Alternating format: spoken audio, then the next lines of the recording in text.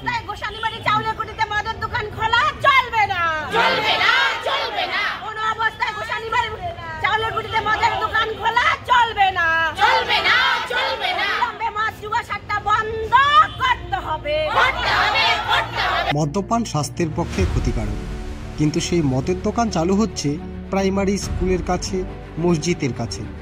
এদিন দিনহাটার গোসানিমারি এক গ্রাম পঞ্চায়েতের চাউলের খুঁটি গ্রামে মদের দোকান চালুর বিরুদ্ধে দিনহাটা মহকুমা শাসকের দপ্তরের বাইরে বিক্ষোভ দেখালেন মহিলারা। তাদের অভিযোগ, যেখানে মদের দোকান চালু হচ্ছে সেখানে একটি প্রাইমারি স্কুল ও মসজিদ রয়েছে। ওই গ্রামে মদের দোকান চালু হলে এলাকার পরিবেশ নষ্ট হবে, তাই সেটা কোনোভাবেই চালু করতে দেওয়া যাবে না বলে বিক্ষোভ দেখান মহিলারা।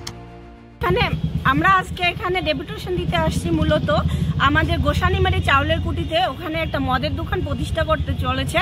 ওখানে একটা প্রাথমিক বিদ্যালয় এবং তার সঙ্গে একটা মাদ্রাসা স্কুল রয়েছে এবং সঙ্গে একটা পাশাপাশি সংলগ্ন মসজিদও রয়েছে এবং এটা জনসংবহুল এলাকা।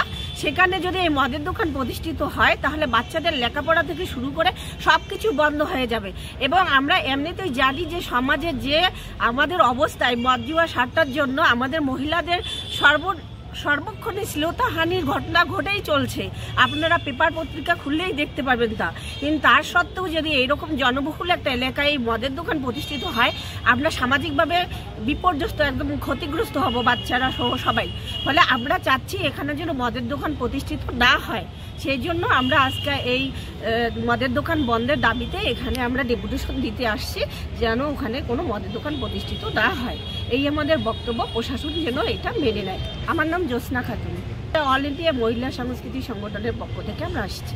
আপনারা দেখছেন নর্থ বেঙ্গল সমাচার, উত্তরের বার্তা, সত্যের পথে।